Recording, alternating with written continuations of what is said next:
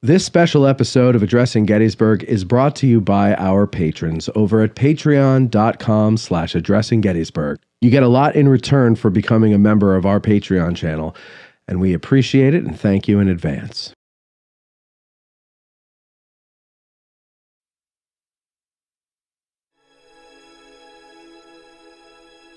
You're listening to Addressing Gettysburg.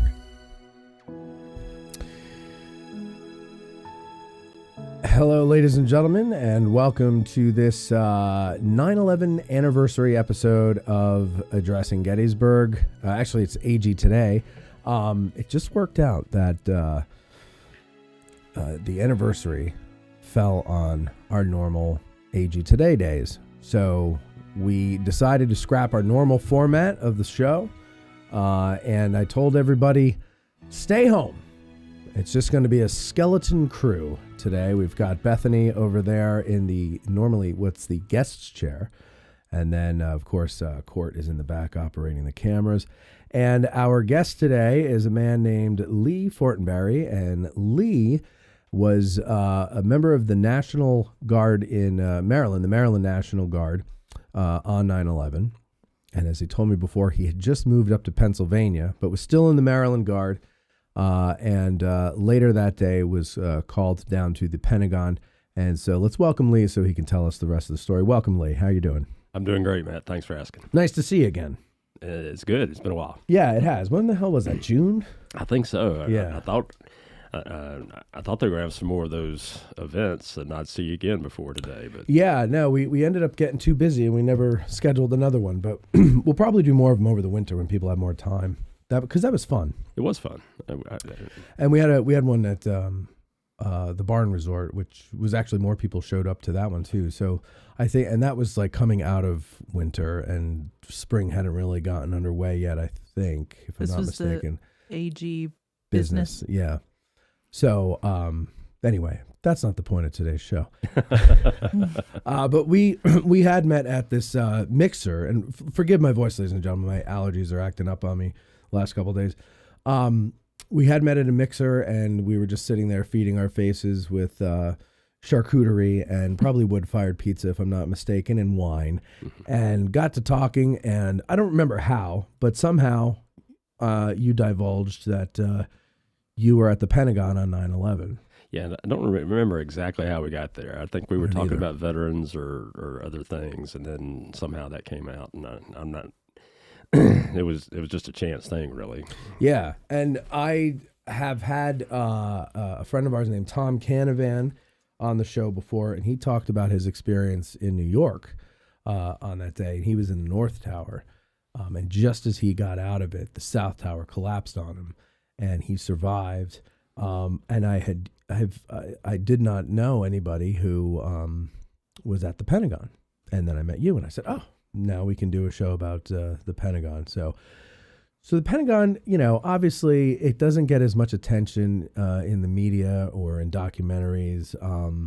I guess it's because there were more cameras on the Twin Towers and it's better documented and everything. But that doesn't make the Pentagon any less horrific. No, I agree. Yeah. So tell us about your day, September 11th, 2001. I mean, like the rest of us, it starts like a normal day, I'm sure, right? Absolutely. In fact, I think we've been in Pennsylvania for about 6 weeks and taking a new role with the organization I was with, managing the central Pennsylvania operations of that group.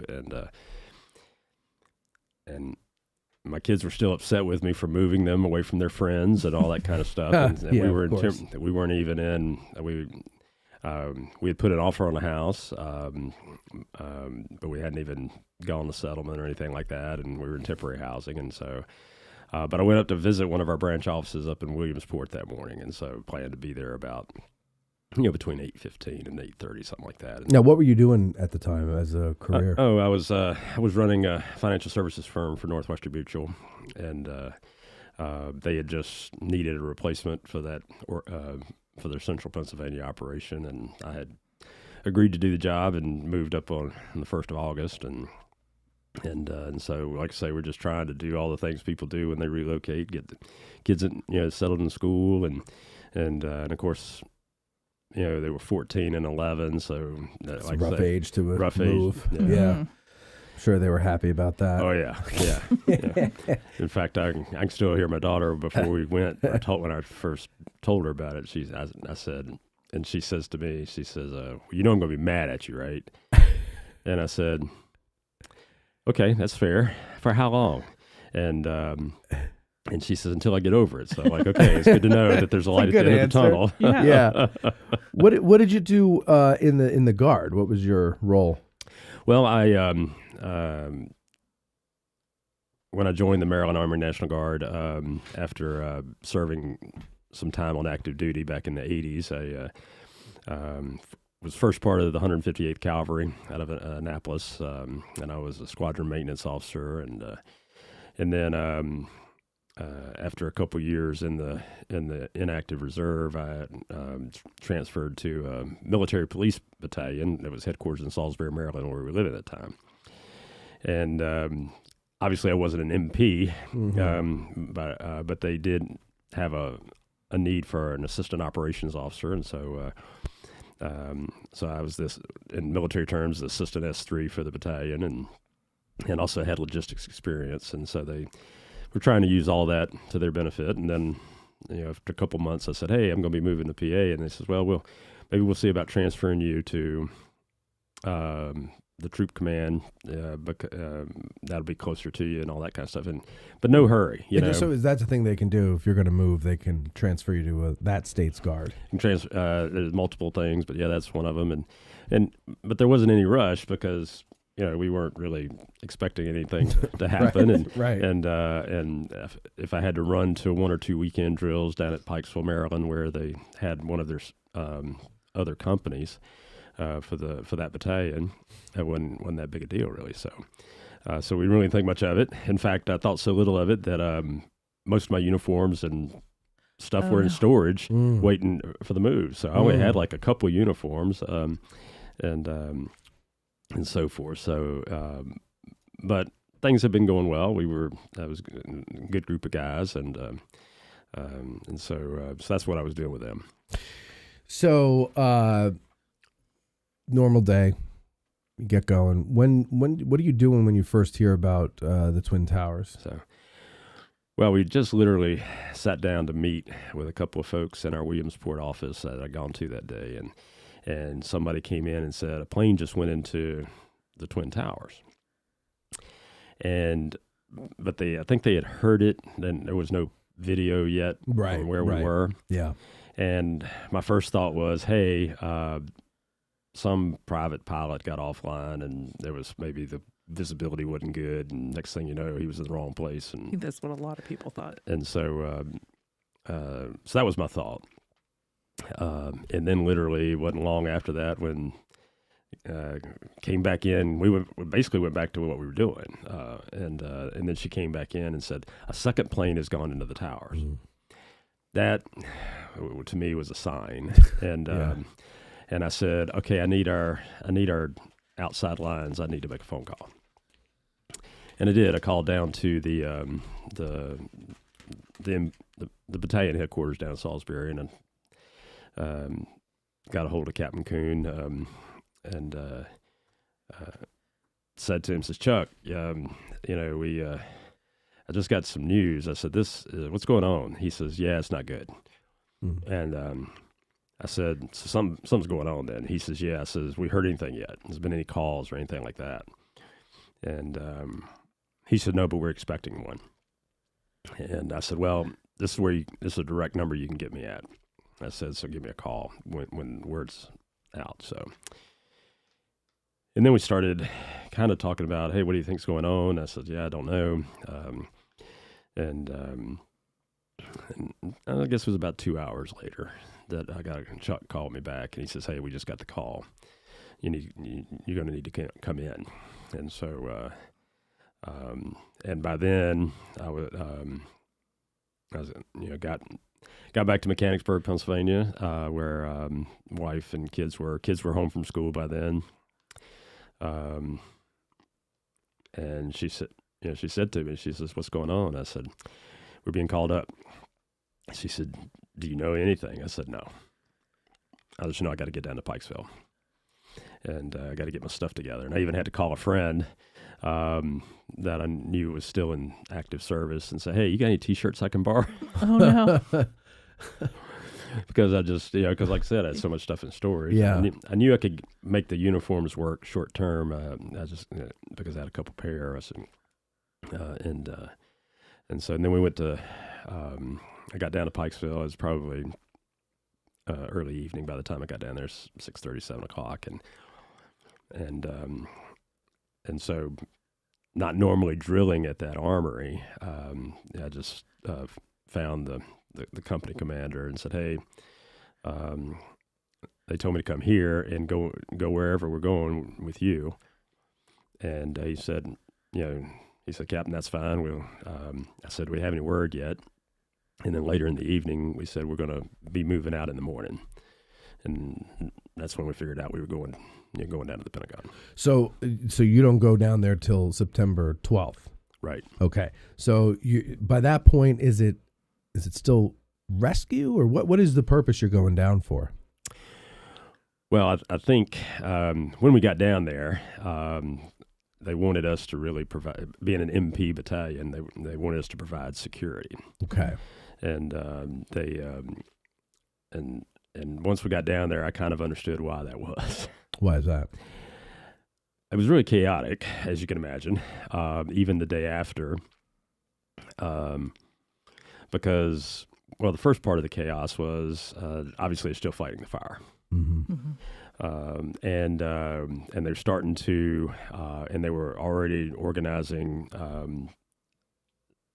efforts to really excavate, I guess what I should say, the remains of the people that had died in the crash and died in that spot in the Pentagon. And other than that, you had a major government jurisdictional battle on who was in charge. Ah.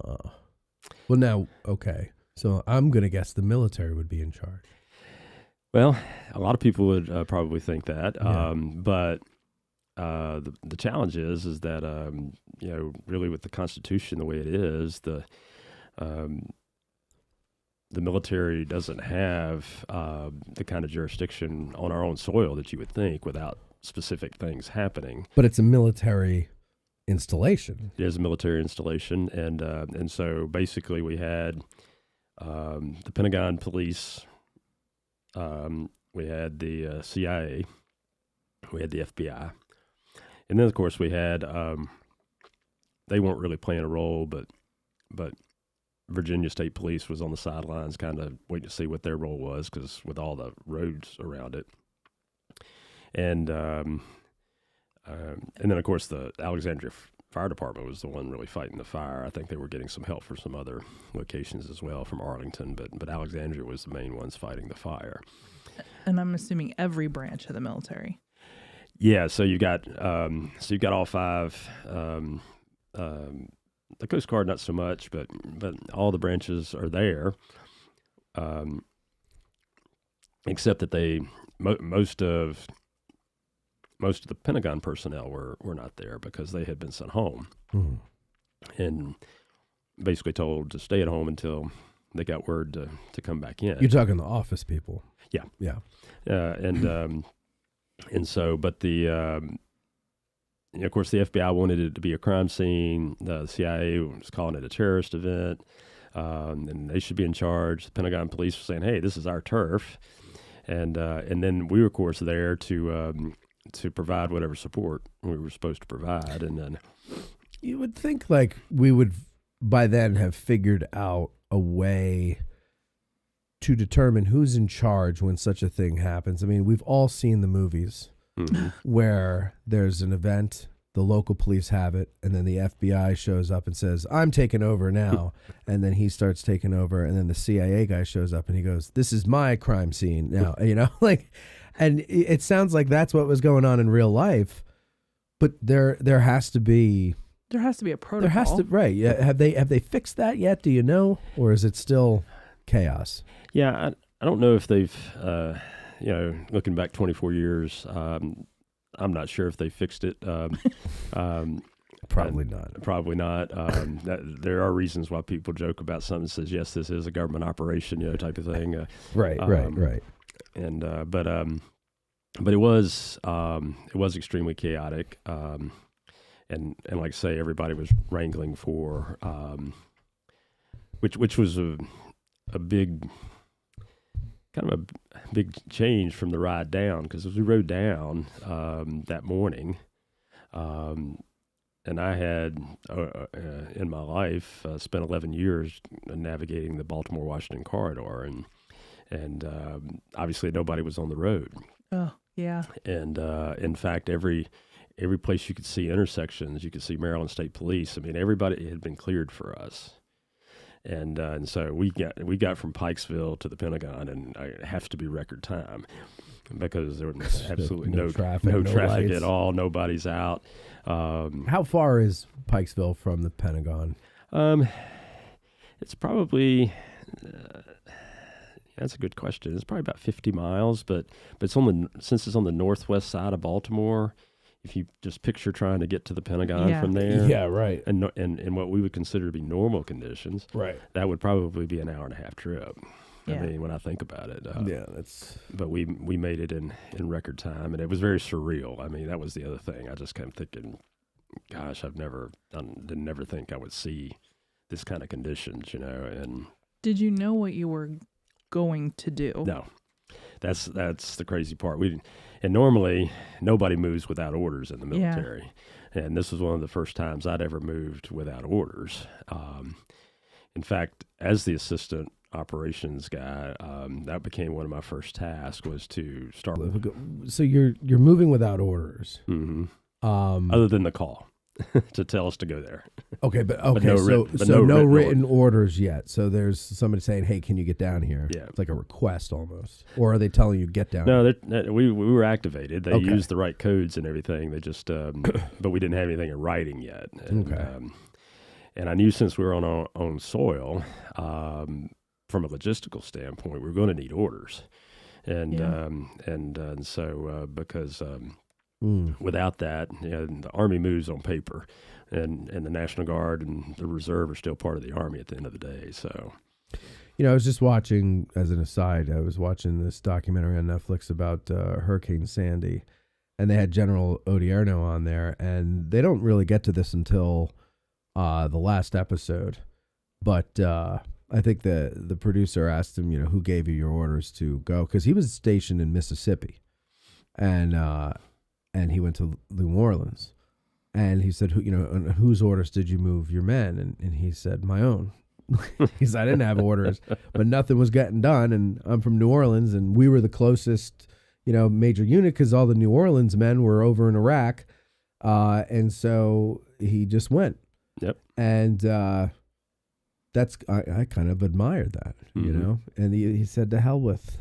We'll figure all that out later. And then they said, how come you didn't get court-martialed? He goes, you don't get court-martialed when you do the right thing. He's a very funny guy. So you guys move without orders, but I mean, in an emergency, do you still need to have that?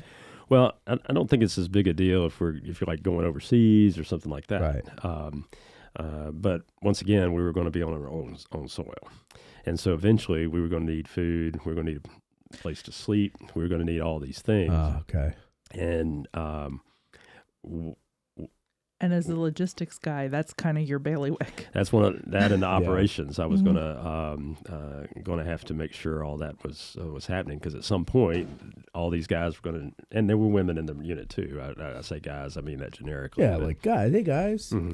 But we also had women MPs in the unit, and so we were going to need. At some point, they were going to need a place to stay, and they were going to need the ability to get to food and not have to come out of pocket for it. And so, and of course, there were no orders coming immediately, because, like I say, everybody's still trying to figure out who's in charge down there when we got down there. So just for the sake of anybody who's interested, Pikesville is an hour and 21 minutes away. by normal standards, or at least by the standards now. Could be kind of trafficky. So it's about 50 miles, like you said. Okay, so you get down there. What's the first impression that you have, or the first thing that impresses you, or is impressed upon you? Well, the first thing that was impressed upon me was because of the chaos. If there had been a follow-up attempt, okay, in other words, if the bad guys had a plan or second echelon type thing, they could have really taken advantage of the chaos. Like get up on that highway. Get up on the highway, lots of things they could have done and just wreaked havoc with everything. And of course, the sad part of that would have been is a lot of good people would have either gotten hurt or killed because of the fact that you had the firefighters, and they're not combat people. Yeah, they're combating fire. And then the other people trying to help out or doing whatever that were allowed to be there. And so, but anyway, we were eventually, after they decided we need to figure out what to do with these guys. And so we started posting around so we could provide security around the Pentagon and start to try to establish some protocols for who can go in, who can go out, and that kind of thing, and truly trying to get some order to the chaos. All right, so of course everybody says, there's a conspiracy theory. I think we kind of touched on this last time. You saw airplane parts. Yeah. Okay, thank you.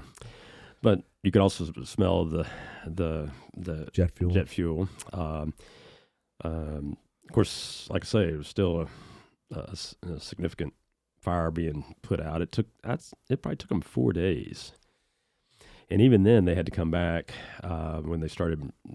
Construction crews started trying to remove some stuff because we had a couple of hot spots. Oh, yeah. So, but it took close to 4 days for them to get the fire out.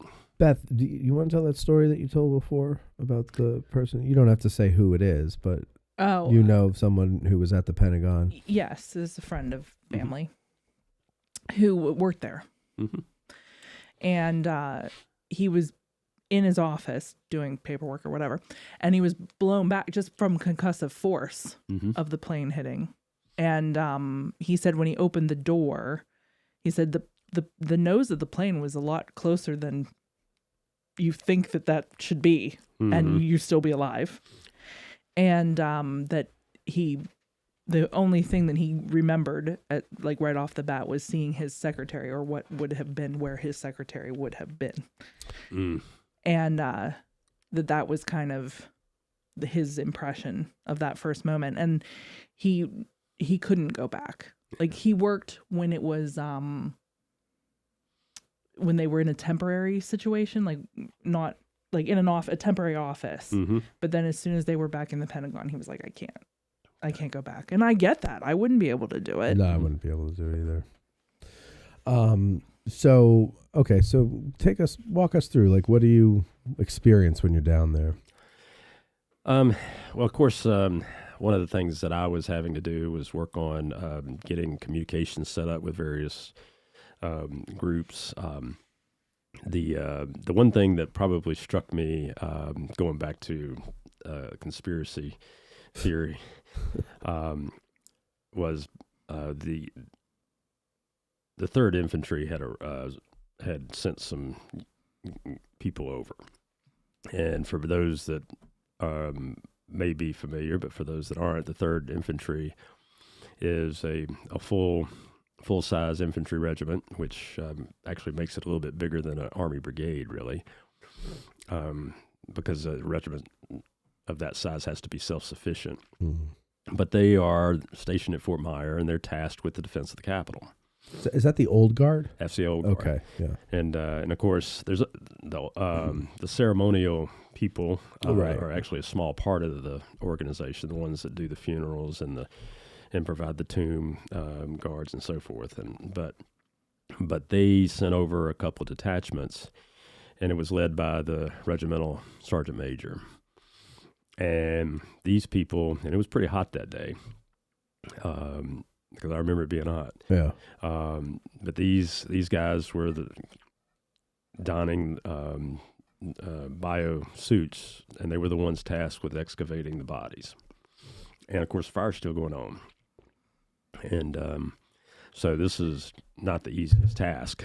Yeah. No. And of course they're doing. That's why they're wearing the bio suits. And the regimental sergeant major, he definitely was a lead by example kind of guy, because he personally led a number of those parties, and he picked who was going to be in charge of whichever the parties were, and it didn't matter rank at that point. So they had officers working for the sergeant major a couple of times, because they were going in with the others to help remove the bodies, and he would only take volunteers, and he would only of his men, and he was very. I can still hear him like it was yesterday, saying, "Hey, if you start to falter, we're going to pull you out, because we don't need another casualty. So there's no, and if you can't make it, there's no dishonor, and so forth, because we've got to get the job done." So I can still see him and hear him, and so obviously supporting all those efforts and so forth. And then we got the word that the president was possibly going to come, but everything was being done on the QT. There wouldn't be any television cameras and so forth.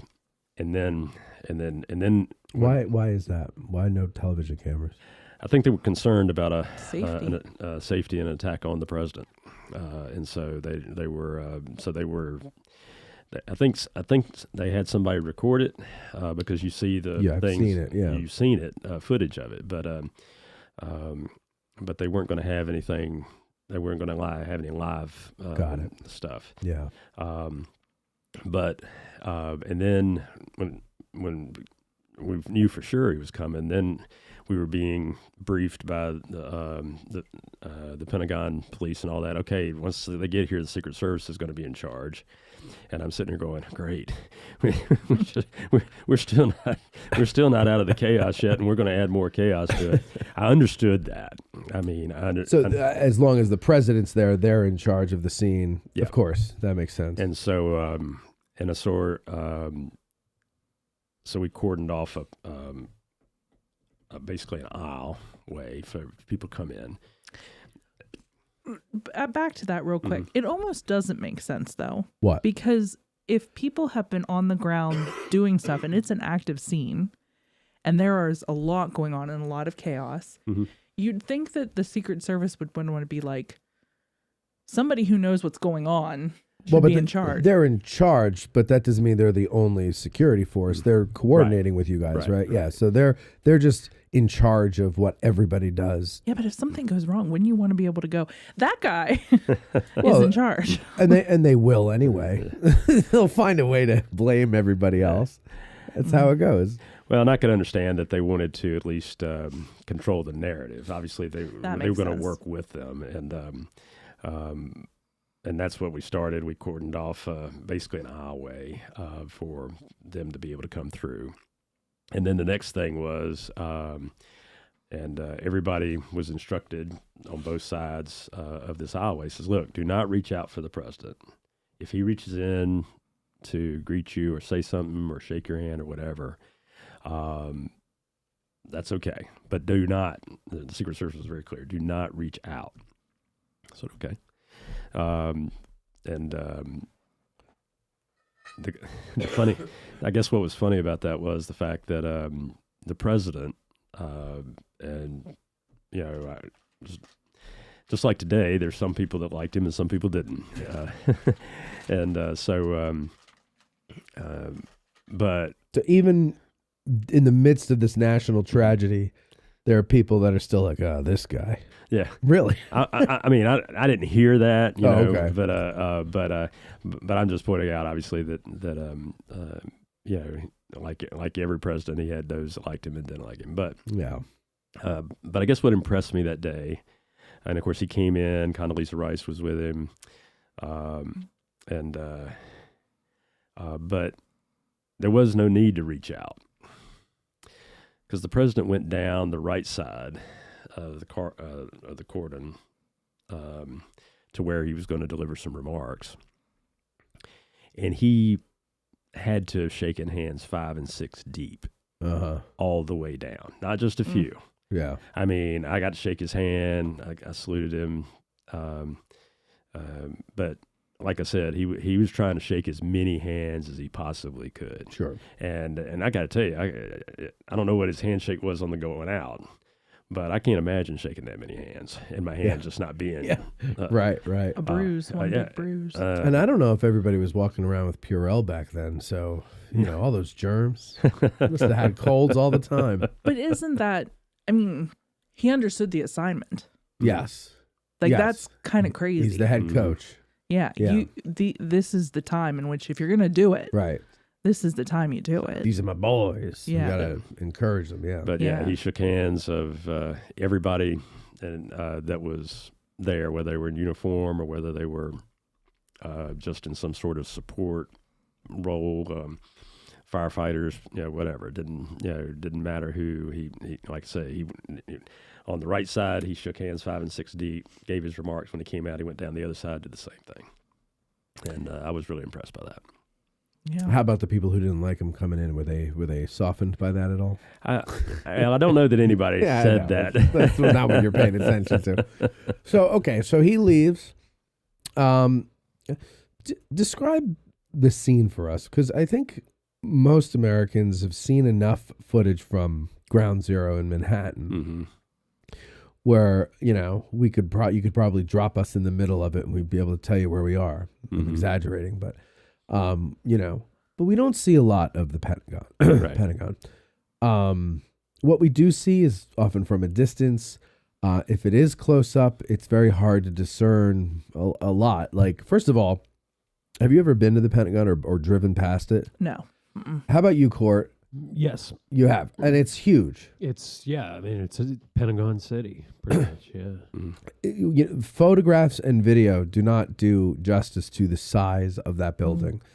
It's way bigger than I thought it would be. And I had this, interesting perspective because I lived in North Jersey and I was going to school in Fairfax, Virginia.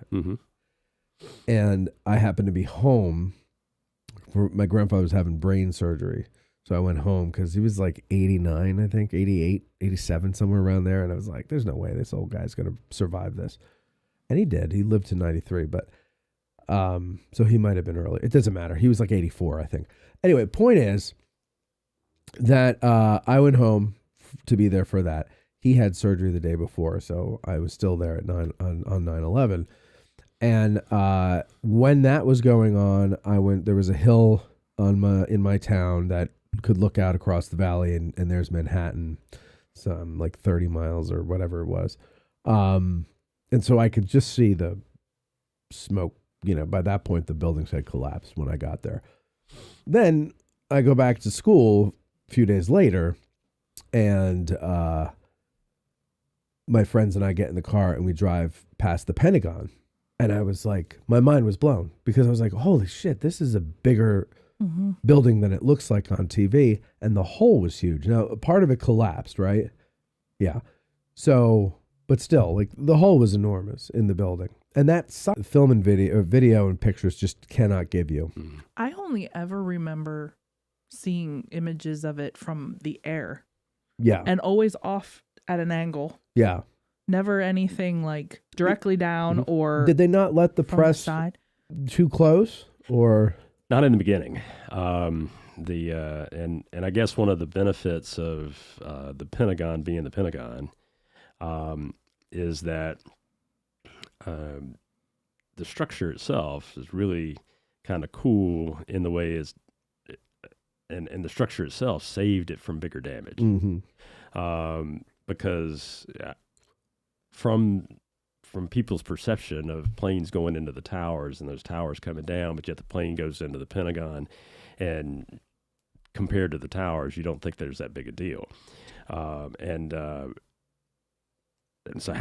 could see where they might go, well, that was a conspiracy. That wasn't really an airplane. Right.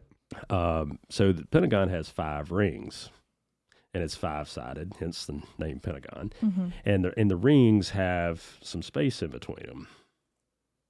So, and they all have their own structure and all that kind of stuff. And so, when it comes, so that actually gave the plane, or it took some of the energy out of it. Right. And so it didn't get all the way through the 5 rings, first of all. So that was number one. Number two, they had been doing renovations on that section. Oh. So they had just finished a lot of renovations on there, so which was designed to strengthen the thing in general, not because they were expecting an attack, they're just because we need to renovate and we're going to do. In fact, a friend and was a client, Scott Harlow, he was a subcontractor on the work being done. And of course, being a private guy, a private sector guy, he wasn't concerned about. He was concerned about making money, but it wasn't about dragging it out. He's like, okay, we got a job to do, we got to get it done. They actually got done. He and his guys got done a day early. Okay. Which saved his life, because he would have been right at the point. So it just finished the day before. They had just finished that part, or his part. Which also means there weren't people in those offices. Right. So like that also cuts down on the number of. Exactly. Yeah. And so, but that renovations construction actually helped as well. And so those were some factors that definitely played a role in reducing the thing. Now, the contaminated area was off limits for a while. In fact, our guys had to restrict access to that. That was one of our security parts as well, because after a few days, people started feeling the need to get back to work, and some of them were coming back to work or being allowed to come back to work. In the building. Not that part but of the not building. that part of the building. Yeah. But that there's no way. There's no way. I mean, think back to that whole entire time period. Okay. I mean, I was in school, in high school, and I remember, like, we weren't too far away from Somerset. Shanksville, yeah. Shanksville. So, like, nobody knew what was going to be happening. Right. You had no idea if there was another shoe was going to fall. Yeah. And to think to myself, this building, I'm just going to go back to, that is some bravery above and beyond my ability. Yeah, I don't know if I would, life has to get back to normal. But this is while you guys this is not even a week old yet, right? Yeah, I'd say it was about 4 or 5 days. Nope. Okay, getting there. Yeah, Nope. and let's keep in mind the people trying to go back to work were primarily uniformed people. Oh, okay. So they were chafing at the bit too to get back to get in the game somehow. Right, They right. felt like, okay, we're sitting on the sidelines here, and They want justice. yeah, exactly. Yeah, I get it. I'm just not built that way. Yeah. Well, that's all right. You don't have to be. That's why some people are, some people aren't, and the ones who are do, and the ones who do, So, if you can go back to the 12th in your mind there for me for a second. I meant to do this earlier when we were there in the story, but can you describe the scene? What does it look like? What are you seeing when you get there? Kind of paint a picture of that for us. Well, the tragedy is it was a beautiful day. I mean, and so and when you're and for me, there was always something cool about going to the nation's capital. So the beauty of so much of around there, and keep in mind, the plane went in right, and it came right over the cemetery, so it had come right over Arlington. So you're sitting here. There's that Virginia route. I forget the number, but and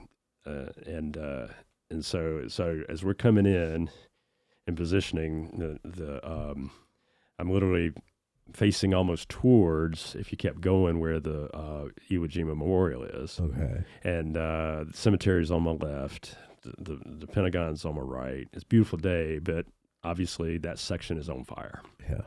and without, and I guess the other eerie thing is that was absolutely no air traffic.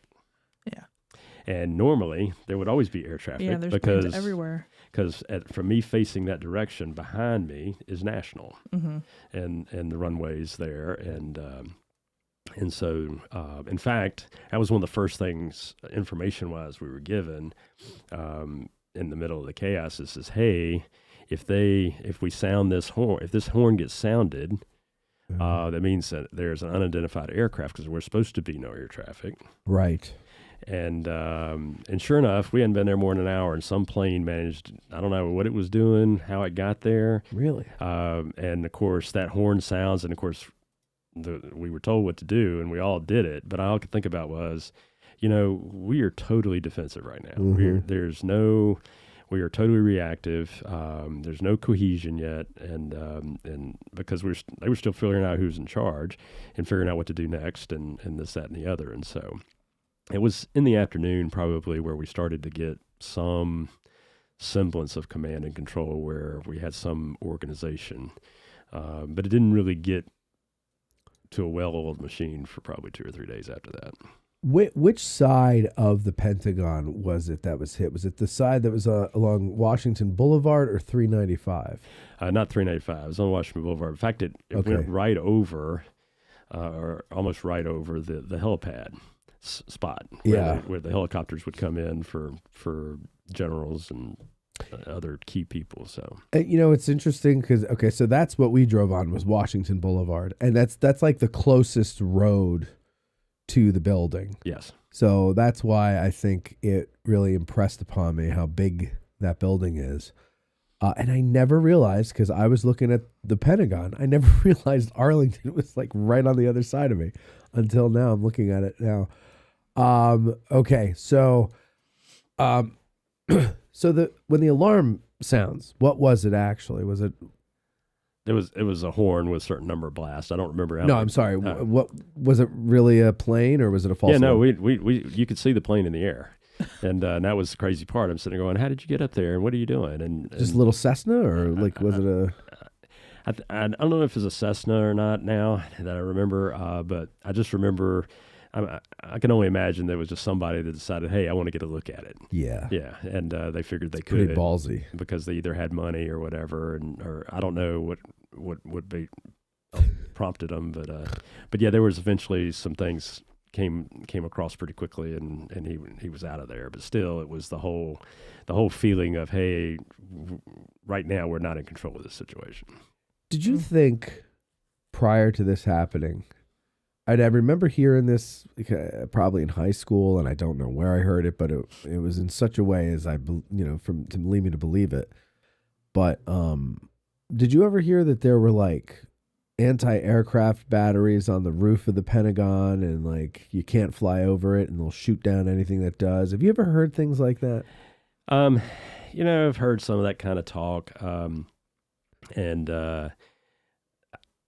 I have been to the Pentagon a couple of times before that, just so you knew for business or whatever, and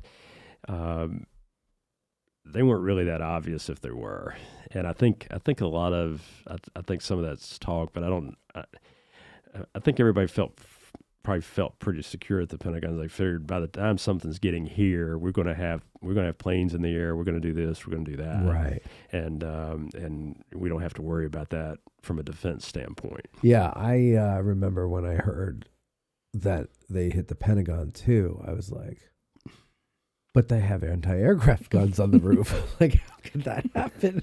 And my security was completely shattered that day. And I heard that that's not true.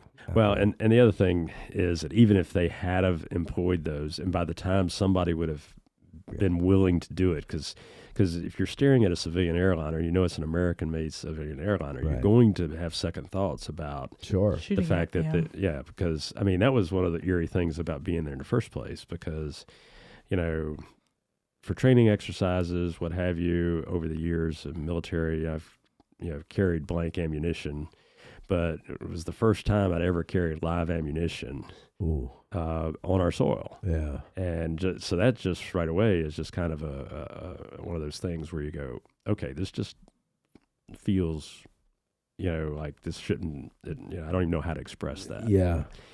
And so, but here's the thing: from the angle and where it was coming in, it wouldn't have mattered if they'd shot it down anyway, because it was already so low that it was going to still hit. Yeah. Whether or not it did the same amount of damage, I don't know, but it was going to. They couldn't have stopped that because they were trying to hit the Pentagon. Yeah.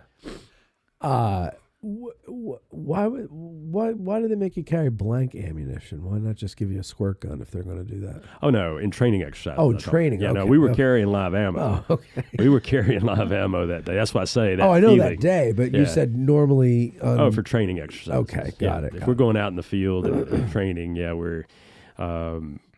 we would.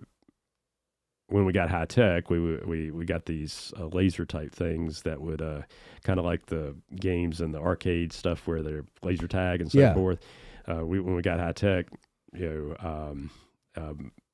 probably 10, 12 years before that incident, 9/11, we had those and we had sensors on our. So that's how we knew if we were dead or not in training. Right. But yeah, we didn't carry. The only time we used live ammunition was on the firing ranges when we were qualifying our weapons and that sort of thing. So okay, so that was a very surreal day, and I remember now you mentioned, if there was an anti-aircraft gun there, and you have to stare down an American airliner, you're going to think twice because those are Americans on board, and it's our plane and all that other stuff. But then that reminded me that when I realized that these were airliners purposefully flown into these buildings, with all due respect to the people in the buildings, my first thought was of the horror that the people on the planes must have felt. Oh, absolutely. Mm-hmm. I mean, you're being used as a missile to destroy and kill more of your fellow citizens, and actually just fellow humans, because those weren't all Americans on those planes. Right. And, looking out the window, seeing the buildings, the Hudson River and the everything as you're and then out like a light, like that's terror. I mean, that's what the depravity that would make you think, let's use their own airliners against them. Mm-hmm. Right. Bethany and I were talking before the show about what we're talking about with how did we get on torture? Oh, because of the book I was reading. Oh yeah, she's How to Torture People and Like It is the name of the book she's reading. Not true. And but we're talking about torture, and she's reading it, and she's like, "Who comes up with this stuff? Right? Like, who thinks this way?" And that's kind of what my mind was saying on that day. And from that moment on, I kind of lost all faith in my fellow man that, anybody could come up with things like that. And, right. In the Middle Ages, maybe, they were effed up back then, but, a modern day, then you find out that the people that did that are basically in the Middle Ages, except they have machine guns, right. But the way they think. So yeah, that was a very strange day, and it changed a lot. Did it change anything for you as far as your outlook on something or anything? It's interesting. My oldest daughter put a post on Facebook this afternoon. For her in particular, and I'm pretty sure for my oldest son too. For both of them, it's a very surreal type scenario as well, because I can remember saying, "Dad, when you coming home?" And, when I left, and I said, "I don't know." And so here now, I'd already turned their life upside down by moving them, all this kind of stuff, and now all of a sudden they've seen the worst of humanity, as you like to say. And they're watching me leave and not knowing if I'm when or if I'm coming home. Yeah. And of course, maybe the if might be a little melodramatic, but we just didn't know what was going to happen. I don't think it is. I don't think that's melodramatic at all. I mean, if you think about it, just you can go back to that day or that first week. I remember being suspicious of everything, and thinking that there's more coming. Like, why would you just stop at that? Yeah. And so yeah, I think if is a good word, because especially for them at their ages, Right. You don't know. Yeah. And I have to admit that first night we were down there, I don't know that I felt really good, because we were trying to figure out so we could split the unit into shifts. We were trying to figure out where to sleep some of the guys and gals, and and then we were going to rotate. And so, and that was where the regimental sergeant major hopped in. He says, well, it's not going to be the greatest of accommodations, but we do have a barracks that's not in use right now. And I found out later it was condemned. That's why it wasn't in use. And I remember seeing a couple of rats scurry across the floor. And I thought, oh, great. Sitting here, and I might have been better out just under the stars or whatever. But so going back to the logistical stuff, the next morning, that was my first job, was to find us something else, which I did, thank goodness, and on Fort Myer. And but I think going back to my daughter's post, she said, at that time we became the United States of America again. Mm-hmm.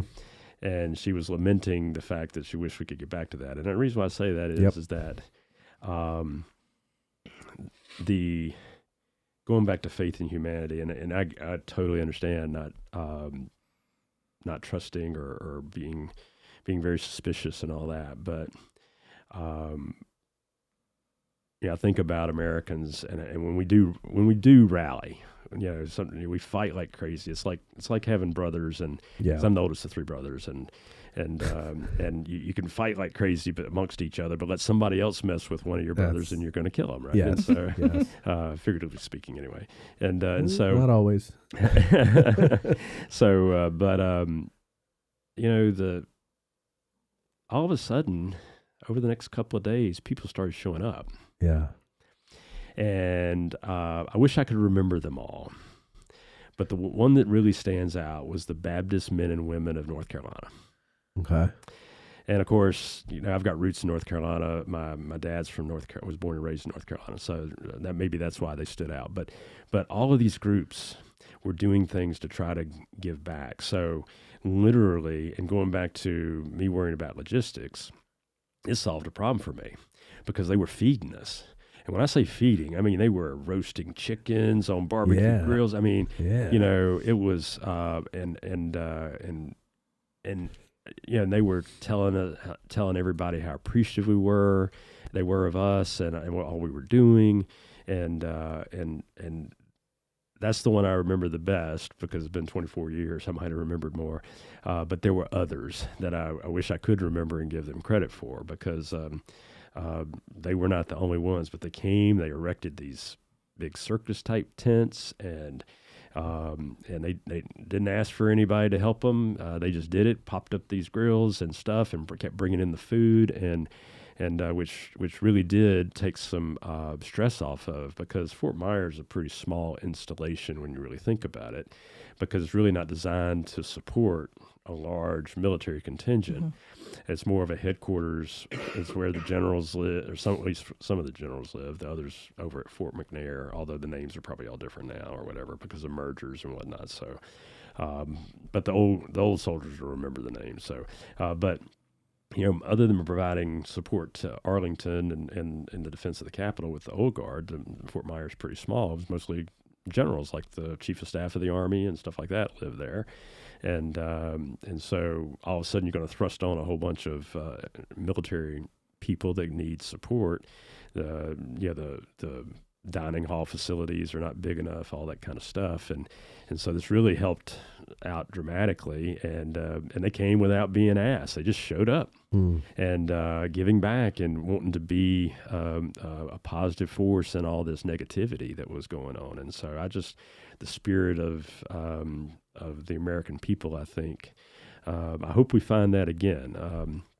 We seem to be pretty divided right now, but I would like for us to be united again in the United States of America, because for a few days, at least afterwards, we were, and it was a beautiful thing. We made friends right away with these people, and everything from providing. I think it was Cell 1 at the time. I think they're obviously not in existence now, but they came out with free cell phones for all of the first responders, so we could communicate better, and just and we said, hey, do we need to sign anything? And nope, just give it back when you're done. We'll take care of it and all that kind of stuff. Which in the military, you used to sign it for everything, right? Yeah.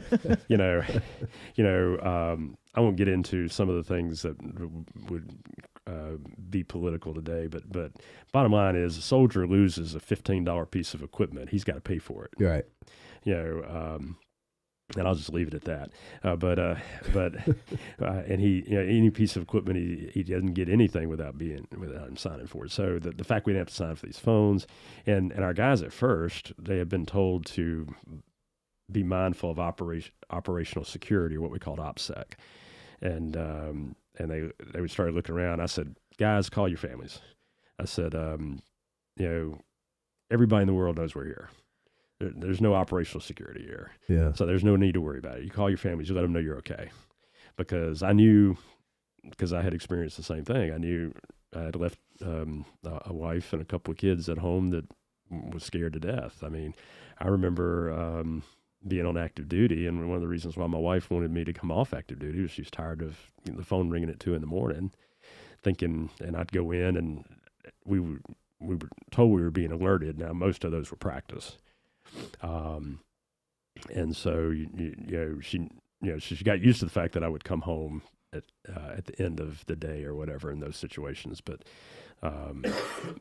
she knew too that one day it might not be, and she didn't want that hanging over her head. So she didn't mind me being in the Guard that much, because she never thought it would really happen. Right. I mean, the Berlin Wall came down. I mean, the Cold War ended, stuff like that, and so nobody really didn't really think as much that something would happen. So, but yeah, we encouraged them to call home so they could at least let their loved ones know they were okay. Smell.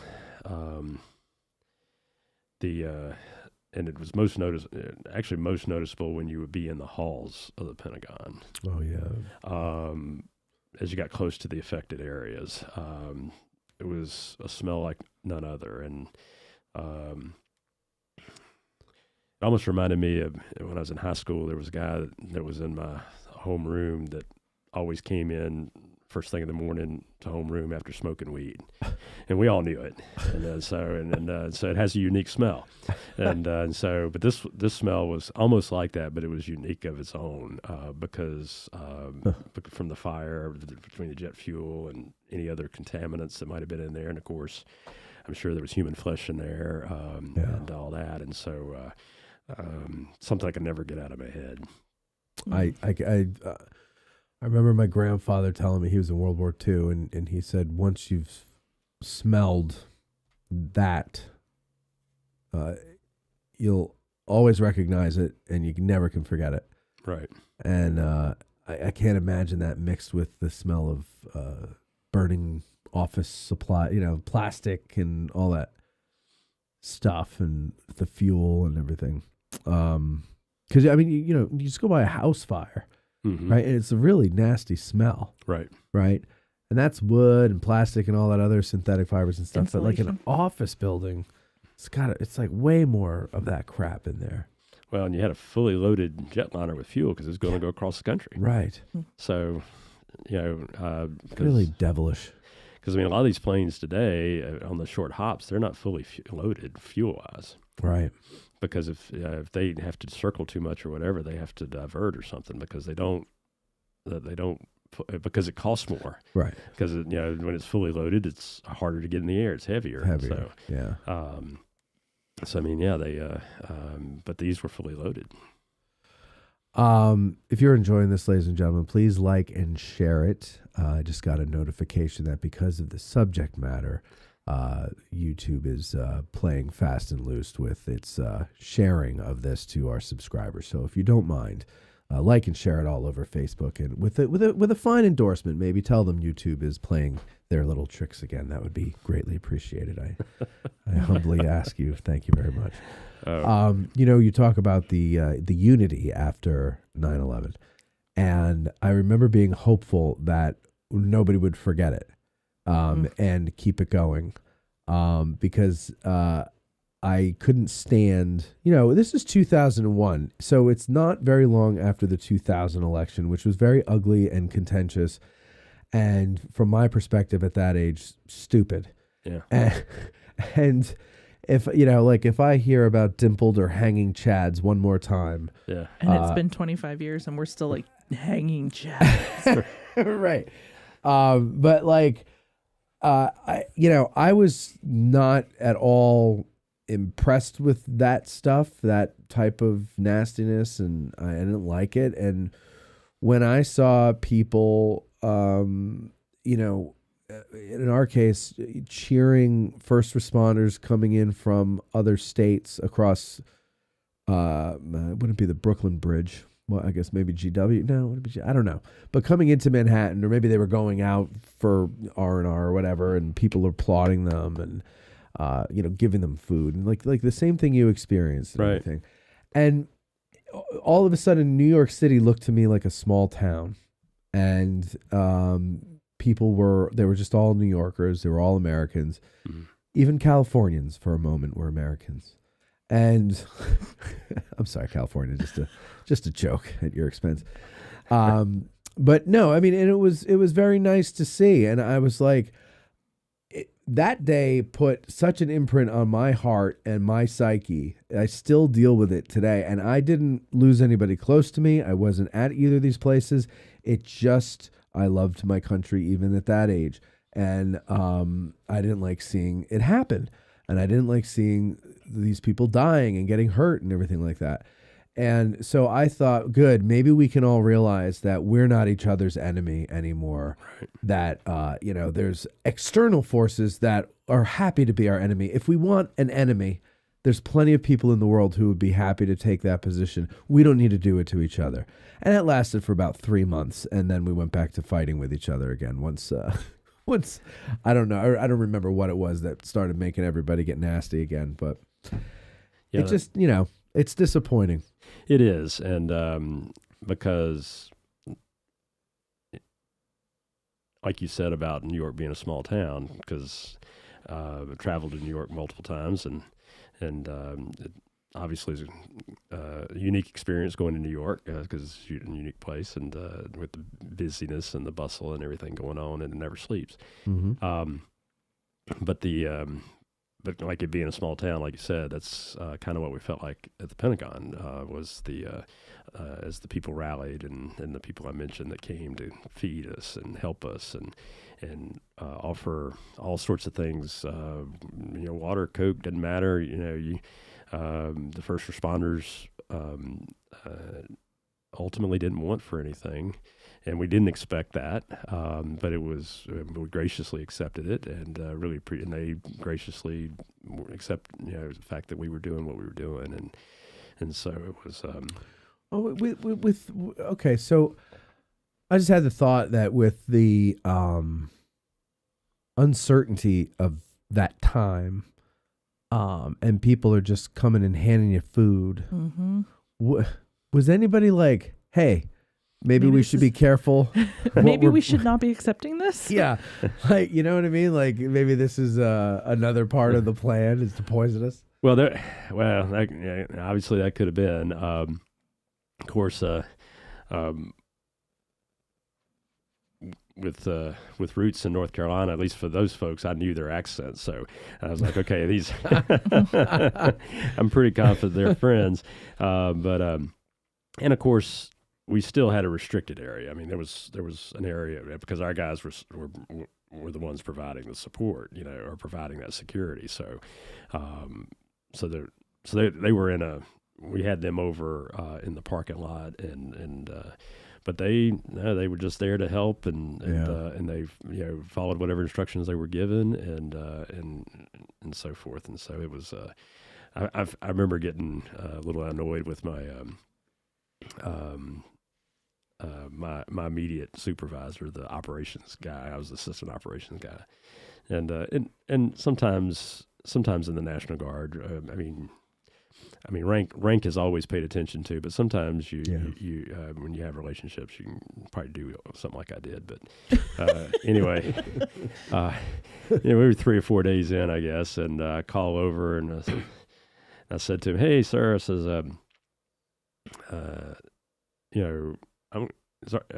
had a staff meeting at like 7:00 at night, and I was on the evening shift, and so I was going to come over for this. And I said, "Hey, you need anything? I'm going to come on over a little bit early." And he said, "No, you don't have to come over early. We're fine. Just come over in time for the staff meeting." And I'm like, thanks a lot. You're going to cut me out of food from over there. You're going to make me eat over here in the dining hall here. Well, thanks a lot, sir.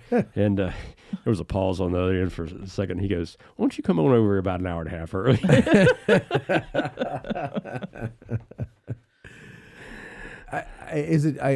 You haven't been in the regular Army, have you? Oh yeah, it was 4 years. Oh, okay. So it's a lot more lax in the National Guard as far as how you talk to your superior, or just that guy.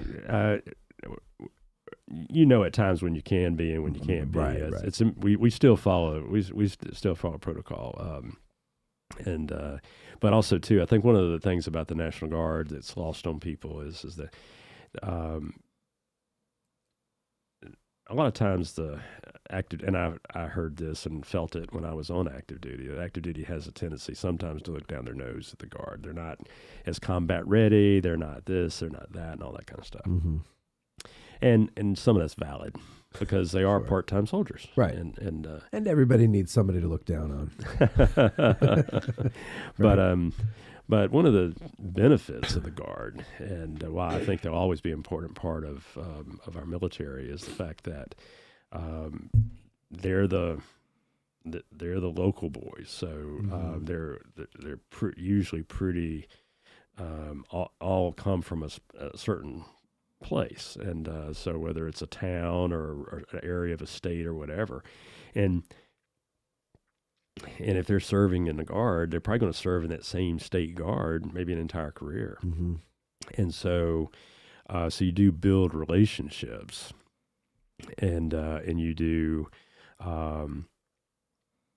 not only build relationships but camaraderie and things that go beyond. So sometimes there can be a little bit of a casualness to it, because when we walk off of the armory and we're not in uniform anymore, it's Dan and Lee and Hutch and some of the other guys that I served with, and I still, so those are some of the guys I have some of the strongest relationships. I still a couple of guys from active duty, but they also come and go. They might come into the unit for 12 months and then they're gone. And so there were a few that I had some longer than that, and I still know or talk to today. But my stronger relationships really are from my buddies in the National Guard, and because we were together in the same unit. In a couple of cases, I was together with some of those guys for 5-6 years in the same unit. So. And these are guys you shared the 9/11 experience with too. Well, actually, that was a new unit. Okay. So I had not.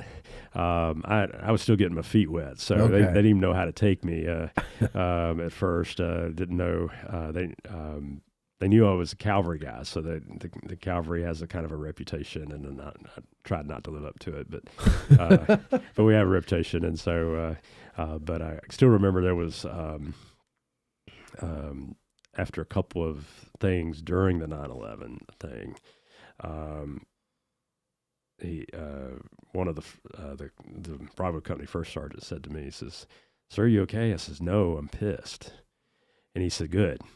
I said, "Why is that?" He says, "I've watched you pissed. I like that because you get things done." That's good to know.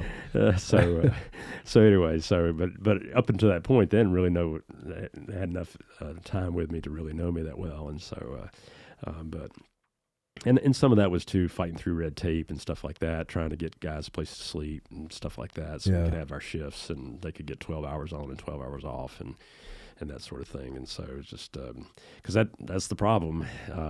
Once again, going back to being on your own soil and orders and everything else, because it was probably 4 or 5 days before I managed to get some semblance of some written orders to where guys could carry them around, because they needed something in their pocket, because sometimes they had to identify who they were. Right. And like Pentagon people had their Pentagon pass. Our guys didn't have anything. And so and sometimes they weren't even,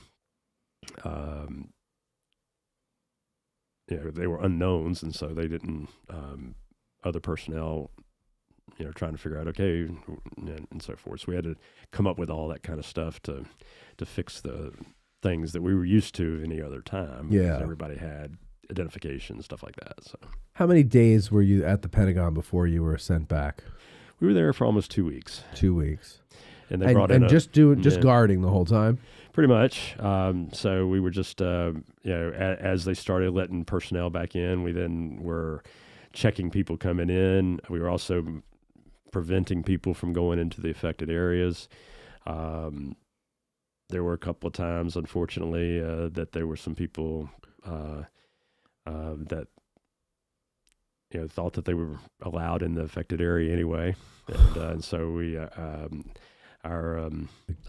we had two MPs actually had to shackle a major general. Really? And of course, Jeez. And I can understand they were in a little bit of a dilemma because he's here he is, Of course. and it's one thing in the military to deal with people of rank, but then when they're wearing stars, you have a tendency to take that in consideration, because what's the old line from Nothing quite so much like God on earth as a general on a battlefield. exactly. Yeah. And so, but interestingly enough, at the Pentagon, 2 stars. I wouldn't say they're a dime a dozen, but there's a lot. There's a lot of them. And so, but our guys followed their orders, and so They arrested the major general. arrested the major general. I'm Jeez. thinking of a line from a movie too. What's that one? I think You it's White. can't handle the truth. No, I think Oh. it's White Christmas when he sends the guy off on the long way back to the Yeah, thing, and Tipperary. he says, that guy will be a private in the morning. morning. That's one of my favorite movies. Yeah, That's a great line too. He'll be a private, and the general responded, "Isn't he lucky?" Yeah. So 2 weeks, you come home. What's it like when you get home? No breaks in those 2 weeks. You're there 2 weeks straight. When the battalion commander got on the scene, what he did was he worked it out to where he could rotate a couple of guys out. So I got a day and a half in the middle of 2 weeks to go home. Okay. Because I would, and he did that, I think, for me partly too, because I had just moved and so forth. But he did it for several, so I wasn't the only one. That was another surreal experience because by the time I got to my the townhouse that we were in temporary housing, it was almost midnight, and so I had to turn my cell phone in when I left, so I didn't have a cell phone with me. So I didn't have, Oh, right. Because yeah. and so I'm beating on the door trying to Oh no. get my wife to answer the door. And, So how mad was she?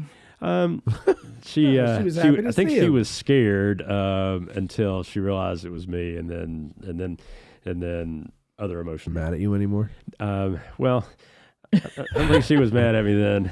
She seemed to be okay, and my son. It was interesting because although I tried to talk him out of it, 7 years later he was training in basic training, and ultimately after he got out of basic training at Fort Knox, he was in Afghanistan in February of 2009. So, so just another generation going to do. Yeah. But That's one of the things that I don't know how to describe it, but that's my generation, basically. A little younger too as it got later, but that went off and fought after 9/11 with 9/11 as their motivation, and I was very much for it, and I don't know why.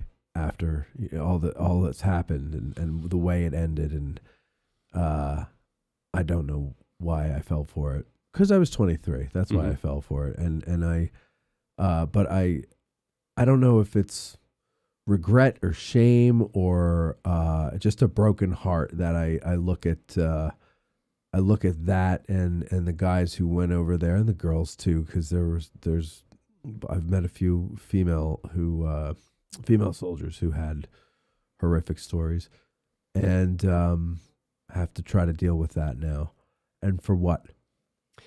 And that really bothers me. And yeah. Yeah, I mean, it's and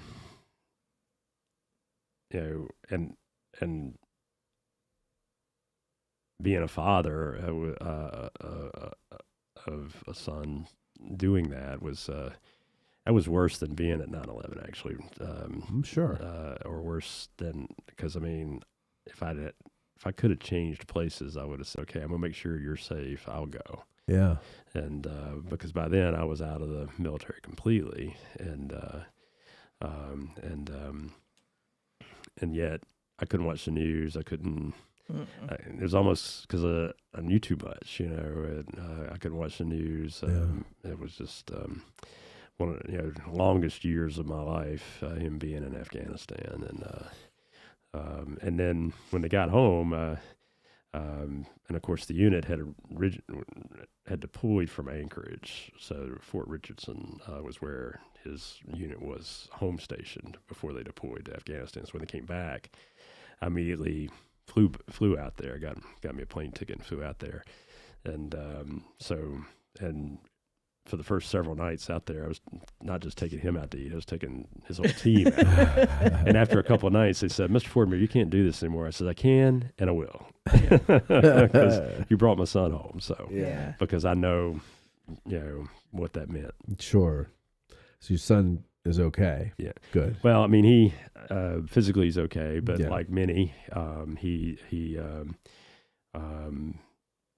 struggles with what he saw and what he experienced. Yeah. And Army. He was first to the 40th Cavalry, which was part of another cavalry boy. Yep. There you go. So but yeah, he transferred into that unit after basic training and advanced infantry. The advanced individual training that he went through, and he went to jump school, but there was two other guys in his group that went with him, and one of them did not come home, and that was hard because I can remember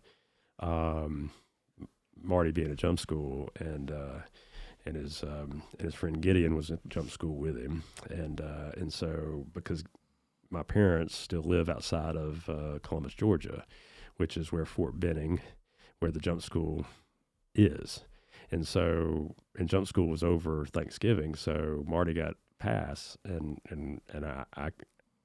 we came down and went to my mom and dad's for Thanksgiving. Marty got a pass, got out, and came with him, and so we got so the whole family got to meet him. And so for Gideon not to come home was a tough one, I think, for all of us, but Marty too. I think there's some survivor's guilt, and of course just the normal stress of being in combat, because as a cavalry unit, he was right there. He was chasing the bad guys in Afghanistan. So right, he's out there. Yeah. Well, my friend was over there, and I said, "How do you deal with all that stuff?" And he just held up a bottle of Tito's vodka. I said, "I don't think that's a good idea," but it worked for him, Yeah. I think it still's working for him. I don't know. No, it can't now because he's a cop. He can't do it.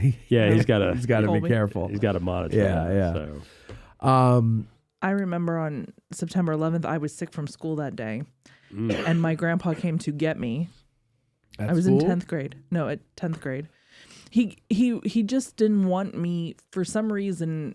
It bothered him immensely that I was home alone as a kid. Yeah. You know, when all that's going on. When all that's going on.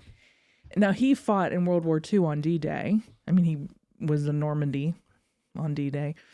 And I remember him being there and going, if I were young, I'd be joining up right now. Mm-hmm. Like, I there's no way you could have stopped me. So, I would have done it. Was he part of the 29th? No. Okay. No, but he definitely was just like that spirit of this was wrong. We have been wronged. I need to avenge it. Yeah. Was just like taking over his entire body. My grandfather too. Yeah. Korean War vet. Yeah. He just couldn't believe that somebody would have the audacity to do something like that. Yeah. Yeah. So But like you, when your son was overseas, he wouldn't watch the news after that. He was like, nope. No, I know what's happening. I know the chaos. He actually said that. I know the chaos. I'm not watching this. Oh, what's happening over in Afghanistan and Iraq? No, like after September 11th. Yeah, no, but like, he's saying I know the chaos of what's going on over there. Is what he's saying. No, I think he meant like in New York, in Washington. Okay. You mean immediately after. I mean, he lived through a pretty chaotic moment in history. Yeah. Well, yeah, D-Day. I mean, the reason why I asked about the 29th is because in the Maryland National Guard back then, I don't know if it's still the same today, but between units from Maryland and Virginia, 29th Division. 29th Division. Yeah. And they have a rich history because it's always been a National Guard division. Route 29 is named after them, or not named after them, in honor of them. And I don't know if it's true or not, but all the pundits say that the 29th was the one selected to attack Omaha Beach because they didn't want it, if it didn't work, they didn't want it to be a Rig Army unit. Oh, really? Yeah. Which was if that's true, that's kind of sad. But yeah. Shitty. Grandpa was in Utah Beach. Which was, I think, the Big Red One was on Utah. And but the good news is they didn't fail at Omaha, and because of that, there's a rich history behind that. 29th. Yeah. It's insane. The whole thing's insane. You mentioned your grandfather, and it just shot back a memory in my head. So I had mentioned before my grandfather was going in for brain surgery on the 10th. We get a call in the afternoon of the 10th. Everything went great. You can come see him tomorrow. And I should mention that when I was packing my bags like the Thursday before to come back for the weekend, I packed my suit because I was certain he wasn't going to make it through surgery. His wife, my grandmother, died in recovery after open heart surgery. Mm-hmm. And so to me, you're going in for the brain, you're 80-something, that's not going to happen. And so, because I had this feeling of dread and foreboding. Mm-hmm. And so we get the call, everything's fine. And I go, I still have that feeling.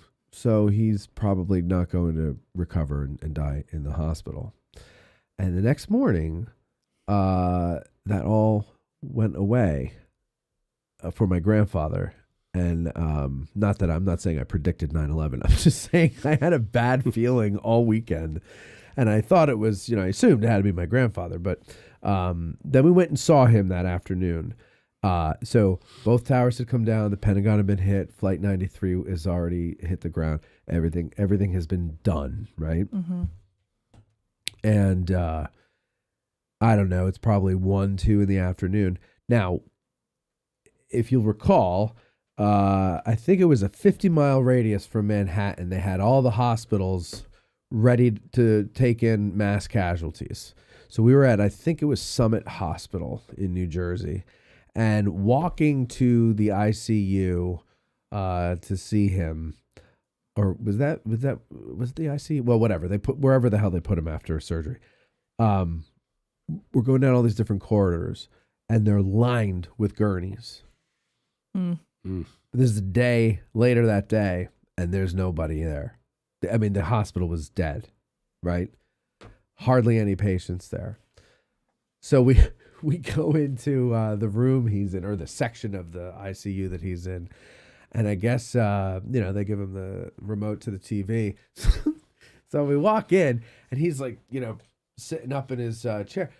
And now when he went out, or when he went under, everything was normal. And when he came out the next morning, this is what was going on. And he couldn't make heads or tails. He goes, "What the hell's going on here?" So, I go out and wake up, and then what's happening? The whole world's on fire. What's going on? And he was like confused. I don't even think he was scared. He was confused, like, because he just had his brain operated on. This is like a hallucination from my, I don't know what he thought it was. But, and then my other grandfather, who was in World War II, I remember he wrote a poem. He liked writing poems. And he wrote a poem about the American soldier and all the things that he had gone through, and that we'll go through whatever's coming. We'll be able to win, here. And I was like, I wish you were right, but we haven't won a war since yours. So, but I do worry that, like, the things that you went through on that day and the weeks afterwards, and that camaraderie, that spirit, I'm hoping, my prayer is that America 250 is that moment, and not something bad happening again. Do you know what I mean? That would be nice. That would be novel. Yeah. Yeah. Let's go to America. Everybody breathe a sigh of Americanism and camaraderie and loving your neighbor for next year. Yeah. Let's just all be awesome again. Maybe it's good then that, for America 250, we're talking about all 250 years and not the start of the 250 years. I kind of thought it was lame that we're not talking about the revolution that gave birth to this 250-year-old country. But the more I think about it, I think it's not better, but not a bad idea. No, for everybody to celebrate the whole damn time. Yeah. And the good things that we've done, because we've done a lot of good things after inheriting a bunch of shit. We had a lot of wrongs to right, and we did a lot to do that, and we don't get the credit for that. We get reminded of the wrongs, but they never mention the righting of the wrongs. And so I guess the one thing I would say about it in conjunction with all this is that the resiliency of the American soldier and the American service person. So many times, they've been in scenarios where they were essentially doing the job with inadequate resources or inadequate equipment, or relying on ingenuity and relying on each other, and I still think that exists. Sure. And I think going back to not winning a war since World War II or whatever, but I think what we need more than anything is to unite the country in a commitment at the higher levels, because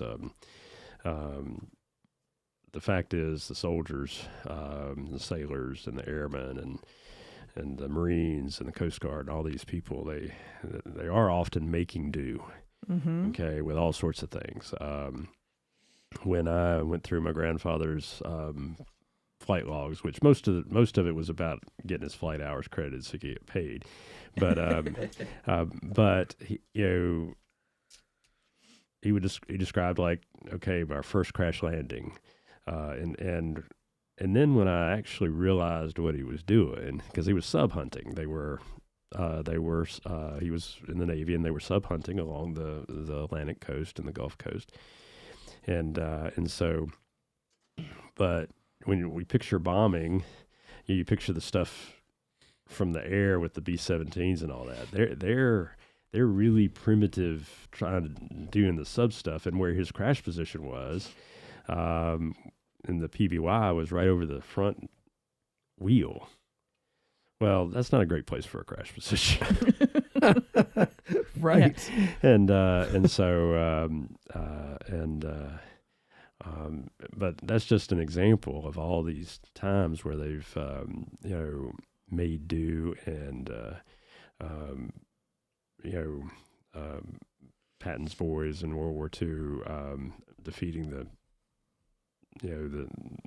German armored divisions by better communications and artillery and so forth, because our tanks were inferior. Yeah. And so they couldn't match up head to head, and so they had to tactically beat them and so forth. And we've been doing that ever since. And so I remember my first commander, because I tried to procure some equipment outside of the unit without going through him. Oh no. We had a little exercise, and I was the junior guy, and I was trying to get his favor, and what I did was get his wrath, because when I tried to do it, he found out about it, so he says, "You do not ever assume command prerogative. That is mine." And that you assumed command, and I'll never forget it. I mean, it just, of course, I was second lieutenant, and he was not only a senior captain, but he had been enlisted. He had served in Vietnam and was a recipient of the Silver Star, and so he was no nonsense kind of guy. But he also knew what could go wrong if that failed. And he was the other message was, you're going to have to make do. It doesn't matter whatever you have at hand, that's what you got to do. Right. And you got to make do. You're gonna because you're going to constantly be in that situation, like we were making do at the Pentagon. I mean, we were without orders. We were, okay, how are we going to do this? Because they were still trying to figure out who was in charge. I mean, ultimately, after a couple of days, they did. But until then, we were more or less left to fend for ourselves and try to figure out how we're going to take care of soldiers, do our job, and support the effort to do that and stay sane and stay sane. Does bring up an absolutely brilliant point. Let me just speak for my own self. Like if you're in a situation where things are not going well, whether it be in your personal life or at work or whatever, and it doesn't go well, I know that I get a little testy. So, and I can be kind of evil. Oh. So that the fact that you walked into an absolutely horrible situation with no orders, with no seemingly command structure, and everybody still did their job, that's insane. That almost should not have happened. Like that in itself is the miracle. Yeah. Yeah, we hadn't, fortunately, that's why, I say the American soldier is resilient, because we had resilient soldiers. And I can still remember being on active duty, though, talking about something you said, and there were two-star general I worked for. We all worked for him because he was division commander, but he was down in our unit a couple of times. But he had one of his favorite sayings was, he was one of the smartest generals I ever met, because he was he never forgot where he came from, but he had a couple of key phrases. One of them was, if everybody would just do their job, no more, no less, what a wonderful world it'd be. It's so and true. he's absolutely right. Yeah. I mean, it was absolutely right. And because I can appreciate what you're talking about. I had one of those days today, and where seemingly nothing was going right, and the problem is that when that's affecting all sorts of things, business-wise or whatever, you just want to twist railroad spikes and with your teeth. Yeah. And what's the one glaring memory? Glaring might not be the right word. What's the one memory that's just burned into your brain from that 2-week experience? There's a lot of them burned in, but I can still see our soldiers from our unit, as the president was speaking, holding the flag that subsequently rolled down the side of the Pentagon that hung there. That was you guys? That was part of our battalion. Oh, nice. And I should have chosen that picture then for the cover of this episode. I don't know if there's a picture. There might be. I'm sure there is. But the problem is none of us were allowed to have access to any cameras. So I don't have. There's a press, or I don't know who took it, but there is a photo of it unfurling. guys, I think. up top there and letting it go. Well, those guys were from the 115th MP Battalion of the Maryland Army National Guard. Did not know that. Yeah. Okay. And there are a lot of memories, obviously, that burned in, but that one still made me say, "Hey, we're going to come back." Yeah. You started something you shouldn't have started. There's often those moments where some little punk does something because they think we've lost our backbone, but we just relaxed. Mm-hmm. The backbone's still there, but the muscles around it are just relaxed. Yeah. And then you remind us, oh yeah, we've been snoozing, and then we pull together and tighten up, and the only problem, the American people, I think are very resilient, right? Our soldiers are resilient and everything. The lily-livered people are the ones in charge of the soldiers, not the generals and stuff. The politicians. Those are the ones who ruin it for everybody. We could have won Iraq and Afghanistan in 10 minutes if we didn't tie our hands behind our back. So that's what, if I were president. Yes. They would have been. There are things that'll never happen, and that's one of them. It's probably good that never happens. Yeah. You were saying? I don't even remember now. The thought of you as president knocked it out of my head. Oh, that messed you up. Huh? Yeah. Now, do you feel in your things that have happened since that time, would you do it again? Would you join the National Guard if you knew what you knew now? Well, there's a couple of things, obviously. I don't know that I set out to go into the military. But as a freshman in college, when they announced the tuition hike for the next year, and knowing that my father and I, between the two of us, my scholarships and the work study I did and him paying the rest, I knew we were going to have a hard time. And but that was the year that Ronald Reagan had doubled the ROTC scholarships. Got There you Congress go. to double. And the professor of military science at our school, and we were a little bitty liberal arts college, and he knew he was going to have to be different in recruiting. And so, but after that tuition hike, the next week, several of us that he thought could be shoe-ins for the scholarships, he put a little note in our mailboxes saying, "Hey, you want to take care of that tuition hike? Come see me." So I did. Mm-hmm. And so the half of the scholarships were fenced for hard sciences, mathematics, and computer science and engineering, and I was a hard science major, so he was right. He knew what he was doing. Mm-hmm. And I look back over my military experience, I'd do it again. Yeah. I would hope that we could, as a nation, have maybe different resolve or some different commitments in some areas, but I can't imagine what my life had been like without the military. I got into my private sector field because of my brigade commander when he retired, and he was had a big role in that happening in my whole career. Those were the kind of guys that I could have called on if I was in trouble, and that's assuming that they weren't with me in trouble. It's the saying of a good friend is somebody you can call to get you out of trouble, and a great friend is in jail beside you helping you break out because he's right there with you guilty. Yeah. So anyway, impact,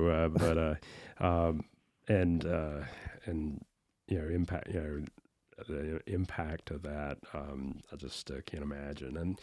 And maybe it's just because it seemed like not that we were a tradition of people that served in the military for a career, but I look back over the generations of my family, and in pretty much every war, we had people pick up their rifles, Like- pick up whatever, and Like Lieutenant Dan. like Lieutenant Dan. So Except he had somebody who died in every war. So that's not, you didn't have people who died in every war. well, and that's fortunate because when I think of I think at least of the couple wars, if they had died, I wouldn't be here. Right, So- exactly. So I'm one of them here at Gettysburg. So Oh, really? yeah. So Who? Where? my great grandfather. Like I said, my dad's from North Carolina, so my great grandfather was in the 38th North Carolina. Okay. So he was in the first days fighting, obviously, and then in Pickett's Charge, and he was wounded here at Gettysburg. He was also wounded again later in the wilderness. So, but Wow. so he was my great grandfather. His son William was born 4 or 5 years after the war. Yeah, that would have stopped that. That would have stopped that. Yeah. That, what was that, Scales Brigade? Yes, Scale Yeah. Brigade. Yep. 30th Carolina Medal. Yeah, goddamn. First, well, no, because I mean, Just reading Scales the Brigade, history is what he was doing. first day and Pickett's Charge. I mean, as if one wasn't bad enough, he's got both. Right. Damn. And he survived Yeah. and went on to fight At more. the wilderness. Yeah. And Which was survived also the horrible. war. Yeah. God, Yeah, it's hard to imagine that with all that lead flying around. Mm-hmm. I'll never understand that. It's hard. It's very, very, very hard for me to imagine how anybody survives that. Oh, and I have a friend who sometimes brings business groups down to Gettysburg, and he's from Minnesota, and he's a former Marine officer, and but being from Minnesota, I went with him on one of his tours one time, and he stopped at the 1st Minnesota, Mm-hmm. and Hancock threw him in the line. They're in 83% casualties, and he would divide the group up. Uh-huh. Okay, you guys stand over here. Okay, y'all died. You guys over here, you got wounded. You guys are missing. You're the guys that didn't physically get harmed, and he would emphasize that because, can you imagine the PTSD? I mean, Oh, they no. didn't call it that then. No, right. And yeah, you go out there with all your buddies and a handful of you come back. Just like I was talking about my son, and Yeah. because he was the one that, after I mentioned the guy's name Gideon, after Gideon was killed in the ambush, he and two of his teammates had to go recover him, and so it's that kind of stuff, and like I say, I still see the 3rd U.S. Infantry pulling the bodies out of the Pentagon. Yeah. That's got to be hard to unsee. You can't unsee You that. can't unsee that. You can't forget it. Can't unsee it. Can't unforget it. Can't unsmell it. Oh, Lee, thank you very much for Oh. sharing your time with us and your story. Yeah, thanks for. I don't know that I've ever told it. I mean, Really? I've told. My family's heard snippets. But it's not something I've really talked about. And so in a way, to highlight some of the people we highlighted, the good people of North Carolina, the 3rd U.S. Infantry, the firefighters, all those people. It actually feels really good to be able to share that. Well, because good. that was- I didn't know that. I'm glad you were able to do that for us. Yeah, That's so great. the resiliency of the American people. There you go. Mhm. I love it. Thank you again for doing that, Beth. Well done. Court, thank you for your wonderful camera now I'm skills. crying. Well, sorry, I'm We out wait of till the tissues. I'm out of tissues for you. I left the box though. I think there might be Thanks. 2 in there somewhere Very at the sweet of bottom you. if you want to reach in. I have a clean handkerchief if you need one. My father taught me I always carry a clean. Yeah, that's A something people don't gentleman. do anymore. My grandfather always had both of them. Always had handkerchiefs. Right. And, I would never use them because they blew their nose in them. But they always had. But them. look, he is a gentleman. Yeah. So I'm pointing at you. Oh. Yeah. Wait, hold on. Oh no, there's none left.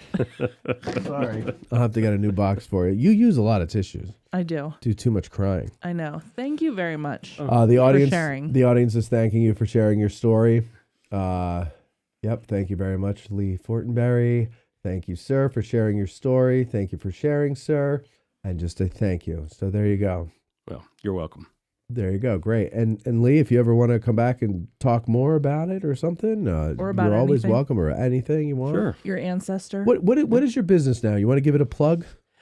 Well, I'm a financial advisor, so So if you're in PA, so I'm PA, or anywhere, Maryland, doesn't matter. As long as I'm registered in that state. Yeah. Great. Well, there you go. I could put you in touch with Lee if you need some financial advice.